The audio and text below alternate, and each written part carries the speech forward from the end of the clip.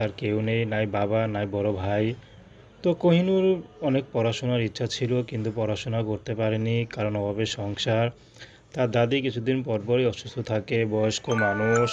তো এর জন্য তার মা পরের বাসায় কাজ করে, যা ইনকাম হয় তা দিয়ে সংসার চলে আর দাদির অসুস্থ ওষুধ কিনেই সব মোট শেষ হয়ে যায়। কিন্তু কোহিনূরের জন্য যে কিছু সঞ্চয় করবে, যে একটা মেয়ে আছে, মেয়ের ভবিষ্যৎ আছে, সেটা চাইলেও করতে পারেনি।